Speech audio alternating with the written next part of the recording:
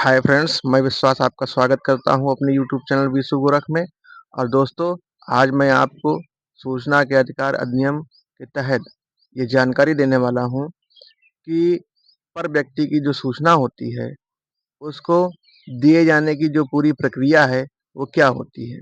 तो अगर आपने अभी तक मेरे इस चैनल को सब्सक्राइब नहीं किया है, तो इसको सब्सक्राइब कर लें, वीडियो को लाइक और शेयर ज़रूर करें। दोस्तों, वीडियो को स्किप करके ना देखें, क्योंकि ये जानकारी आपके लिए बहुत ही महत्वपूर्ण साबित होने वाली है। देखिए, सूचना का अधिकार कानून के तहत भारत का कोई भी नागरिक जब सूचना मांगता है किसी भी विभाग से, डिपार्टमेंट से, सरकार के किसी भी सरकारी कार्यालय से, ऑफिस से, तो होता यह है कि अनेकों बार उस सूचना में या तो फिर पूरी सूचना या सूचना का कुछ भाग उसमें तृतीय पक्ष अर्थात पर व्यक्ति से संदर्भित होता है। अब पर व्यक्ति होता क्या है, इसको आप पहले समझ लीजिए। देखिए, जो सूचना मांगने वाला होता है, आवेदक जो सूचना की मांग करता है, उसे प्रथम व्यक्ति कहा गया है। ठीक है। अब जो सूचना देता है यानी कि सूचना अधिकारी, उसको इसमें द्वितीय व्यक्ति कहा गया है। अब इन दोनों के अतिरिक्त अगर उस सूचना का जो विषय है वो किसी तीसरे पक्ष से संबंध रखता है, तो उसे क्या कहा जाएगा, इसमें तृतीय व्यक्ति कहा जाएगा, अर्थात थर्ड पार्टी कहा जाएगा। जब सूचना थर्ड पार्टी अर्थात पर व्यक्ति से संबंध रखती है, तो ऐसी स्थिति में धारा 11 में एक पूरी प्रक्रिया बताई गई है, एक पूरा सिस्टम बताया गया है कि किस तरीके से उस सूचना को जनता को दिया जा सकता है। केवल धारा 11 का हवाला देकर के अगर सूचना अधिकारी ये बात लिखे कि देखिए ऐसा है, आपने जो सूचना मांगा है पर व्यक्ति से संबंध रखने वाली है, थर्ड पार्टी की सूचना है, इसलिए मैं आपको देना नहीं चाहता हूं, तो ये गलत होगा। सूचना अधिकारी भी सूचना देते समय जो अधिनियम की धारा है 8 और 9, जिसमें सूचना को देने से इनकार किया गया, यानी कि उसमें कई सारी ऐसी चीजें हैं, कई मामले ऐसे आते हैं जहां पर सूचना छूट प्राप्त हो जाती है, अर्थात वो इस कानून के तहत नहीं दी जा सकती है। तो यानी कि ऐसी सूचना अगर वो पर व्यक्ति से भी संबंध रखती है और धारा 8 और 9 से आच्छादित हो, यानी कि बिना उसके अगर उसमें छूट प्राप्त नहीं है, तो अगर वो पर व्यक्ति से भी संबंध रखती है तो भी उसको सूचना अधिकारी को देना पड़ेगा। ऐसा नहीं है कि अगर धारा 8 और 9 में उस सूचना को छूट प्राप्त नहीं है, तो सूचना अधिकारी बिना धारा 8 और 9 के सहारे के उस सूचना को देने से मना करेगा, ऐसा कतई नहीं है। धारा 11 पर व्यक्ति की सूचना को कैसे दिया जाता है, इस विषय में पूरी प्रक्रिया को बताता है। आपके उस आवेदन के सापेक्ष में जिस व्यक्ति की या जिस संस्थान की, यानी कि इसमें कोई व्यक्ति ही नहीं आता है तृतीय पक्ष में, जैसे कि कोई सरकारी कार्यालय या ऑफिस भी है, कोई कंपनी भी है, तो वो भी तृतीय पक्ष माना जाएगा। यानी कि अगर उसकी कोई ऐसी सूचना है जो उसके विश्वास में उस कार्यालय में है, तो उस तृतीय पक्ष को, अगर वो सरकारी कंपनी है तो उसको भी तृतीय पक्ष ही माना जाएगा। ऐसा नहीं कि कोई व्यक्ति को ही तृतीय पक्ष इसमें माना गया हो। तृतीय पक्ष यहाँ पे कुछ भी हो सकता है। कुछ भी का मतलब जिसने भी अपनी सूचना को वहां पर सुरक्षित रखा है। तो अब तृतीय पक्ष के विषय में होता यह है कि जब सूचना अधिकारी को आवेदन मिलता है और उसमें सूचना उस तृतीय पक्ष से संबंध रखती है, तो ऐसी स्थिति में सूचना अधिकारी 5 दिनों के अंदर उस तृतीय पक्ष को यानी थर्ड पार्टी को खबर दे देता है लिखित रूप से कि देखिए आपकी और उस सूचना को बाहर मांगा जा रहा है सूचना के कानून के तहत, तो इस सूचना को मैं बाहर देना चाहता हूं, तो अब आप ये बताएं कि इस सूचना को क्यों ना बाहर दे दिया जाए। यानी कि अब आपकी क्या राय है, क्या पक्ष है, क्या आप इस सूचना को गोपनीय मानते हैं, आप इस सूचना को बाहर देना चाहते हैं या नहीं देना चाहते। जो भी आपका तथ्य हो वो आप कार्यालय में 10 दिनों के भीतर आकर के बताएं। सूचना अधिकारी उनको ये सूचना दे देता है लिखित रूप से उस थर्ड पार्टी को, चाहे वो कंपनी हो या फिर कोई व्यक्ति हो। या कोई ऑफिस हो या कार्यालय हो, जो थर्ड पार्टी जो भी हो थर्ड पार्टी। तो अब थर्ड पार्टी क्या करता है, जैसे ही उसको खबर मिली कि नहीं मेरी तो सूचना बाहर मांगी जा रही है, तो उसको जो उचित लगेगा अपनी बात को लिखित या मौखिक रूप से 10 दिनों के अंदर उस सूचना अधिकारी को अवगत कराएगा तत्काल, कि नहीं भाई ऐसा है कि मैं सूचना को गोपनीय मानता हूँ और ये मेरी निजी सूचना है, मैं इसको बाहर नहीं देना चाहता हूँ। तो अब यहाँ पर बात ये आती है कि अगर सूचना अधिकारी ने उस सूचना को सूचना के कानून के तहत देने का मन बनाया है, अर्थात वो सूचना अगर बहुत ही विस्तृत लोकहित वाली है, यानी उस सूचना को बाहर देने से व्यापक स्तर पर जनता का लाभ हो जाता है, तो ऐसी सूचना को सूचना अधिकारी जाहिर सी बात है सूचना के कानून के तहत देगा। ऐसी सूचना को तो रोका नहीं जा सकता है। इस स्थिति में अब सूचना अधिकारी क्या करेगा, अब दोनों चीज़ों को, यानी कि जो जनता का हित है उसको ध्यान में रखेगा, और जो उस पर व्यक्ति ने अपनी बात बताई है 10 दिनों के भीतर सूचना अधिकारी को कि नहीं आप कृपया करके मेरी ये सूचना को बाहर ना दें, तो उसकी बात को भी ध्यान में रखेगा। अब दोनों बातों को, दोनों नज़रियों को देखेगा, उनका अध्ययन करेगा, उनको वजन करेगा इस बात पर कि नहीं इसको देना चाहिए या फिर नहीं देना चाहिए। और फिर अगर उसने ये डिसाइड कर लिया कि नहीं ये सूचना तो वास्तव में देने लायक है, यानी कि जो थर्ड पार्टी जो बात अपना बता रहा है उससे सूचना अधिकारी सहमत नहीं है, तो उसने पुनः जो है अगर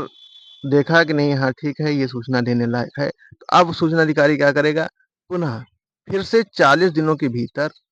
इस बात को डिसाइड कर लेगा कि नहीं इस सूचना को हमें देना चाहिए या नहीं देना चाहिए। तो वो क्या करेगा, अब दोबारा से उस थर्ड पार्टी को, उस पर व्यक्ति को फिर से लिखित रूप में एक सूचना देगा कि नहीं देखिए आपने जो हमको बात बताई है वो बात आपकी ठीक है, परंतु ये जो सूचना है जो मांगी जा रही है ये विस्तृत लोक इसमें सिद्ध हो रहा है, अतः मैं इस सूचना को बाहर देने जा रहा हूँ। तो अब ऐसे में क्या हो जाता है कि 40 दिन के अंदर जब सूचना अधिकारी इस बात को डिसाइड कर लेता है और डिसाइड करने के बाद में फिर से एक खबर बना करके, सूचना बना करके उस थर्ड पार्टी को पहले देगा। यानी कि पहले वो सूचना बाहर नहीं देगा, पहले उस थर्ड पार्टी को ये सूचना दे देगा कि नहीं मैं इसको देने जा रहा हूँ। अब थर्ड पार्टी को इस बात का भी हक होता है इस कानून के तहत कि वो अपील में जा सकता है, यानी कि सूचना अधिकारी के ऊपर, जो कि इस कानून में बताया गया है कि अधिनियम की धारा जो 19 होती है उसमें पहले तो 19(1) में किसी की अगर बात सुनी नहीं जा रही है, सूचना अधिकारी अगर सूचना नहीं दे रहा है या गलत तरीके से कुछ भी कर रहा है, तो ऐसी स्थिति में जो उसका वरिष्ठ अधिकारी है सूचना अधिकारी का, वहाँ पर प्रथम अपील की जा सकती है और वो अधिनियम की धारा 19(1) के तहत।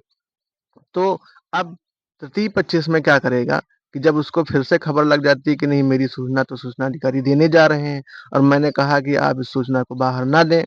तो ऐसी स्थिति में वो तुरंत जो है सूचना अधिकारी को ये खबर कर देगा कि नहीं देखिए ऐसा है कि मैं इस मामले में प्रथम अपील में जा रहा हूँ, तो आप इस सूचना को बाहर ना दें। और वो फिर प्रथम अपील में उनके अपीली अधिकारी को अपील कर देगा जो तृतीय पक्ष होगा। अब जब तक प्रथम अपील का निर्णय नहीं आ जाता है तब तक सूचना अधिकारी उस सूचना को रोक के रखेगा। ऐसा नहीं कि उसको मतलब खबर कर दिया और खबर करने के बाद में ही उसको तुरंत बाहर भी दे डाला, ये नहीं है। यानी कि 40 दिन के अंदर इसको डिसाइड करेगा, डिसाइड करने की खबर उस तृतीय पक्ष को देगा और तृतीय पक्ष अगर उसको ये खबर देता है कि नहीं मैं प्रथम अपील में जाने वाला हूँ, तो फिर वो उस सूचना को रोक के रखेगा। अगर तृतीय पक्ष इस पर कोई एक्शन नहीं लेता है, मौन हो जाता है, तो फिर कोई बात ही नहीं, तो सूचना अधिकारी उस सूचना को बाहर दे देगा। लेकिन अगर तृतीय पक्ष इस मामले को प्रथम अपील में ले जाना चाहता है, वहाँ क्लियर कराना चाहता है, तब तक सूचना अधिकारी उस सूचना को अपने पास रोक के रखेगा, उसे बाहर नहीं देगा। अब प्रथम अपील में जैसे गए, वहाँ पर भी जो प्रथम अपीली अधिकारी हैं, उन्होंने भी इस बात को डिसाइड किया कि नहीं ये सूचना तो लार्जर पब्लिक इंटरेस्ट से रिलेटेड है, इसलिए इसको बाहर जनता में दिया जाना आवश्यक है।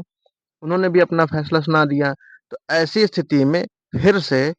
उस तृतीय पक्ष यानी कि पर व्यक्ति के पास में एक अंतिम मौका होता है, वो होता है द्वितीय अपील का। वो फिर से सूचना अधिकारी को ये बताएगा कि नहीं भाई देखिए प्रथम अपील में तो जो फैसला आ गया है वो अलग बात है, लेकिन मैं इस मामले को द्वितीय अपील में लेके जा रहा हूँ। तो फिर क्या करेगा सूचना अधिकारी? फिर से जब तक द्वितीय अपील का फैसला नहीं आ जाता है। अब द्वितीय अपील जो कहाँ होती है? वो सूचना आयोग में होती है। तो जब तक द्वितीय अपील का फैसला नहीं आ जाता है तो सूचना अधिकारी उस सूचना को फिर से अपने पास में रोक के रखेगा। अब अगर द्वितीय अपील में मामला गया और मामला जाने के बाद में मान लिया वहाँ द्वितीय अपील में जो वहाँ पर अधिकारी हैं, सूचना आयोग के जो सूचना आयुक्त हैं, उन्होंने मान लीजिए कि तृतीय पक्ष की बात को सही पाया कि नहीं ठीक है, जो वो बात कह रहा है कि उसकी सूचना को बाहर नहीं देना है, तो अगर उन्होंने उसको पक्ष को जो है ध्यान में रखते हुए ये डिसाइड किया कि नहीं ठीक है, इसकी सूचना को बाहर नहीं देना है, तो ऐसी स्थिति में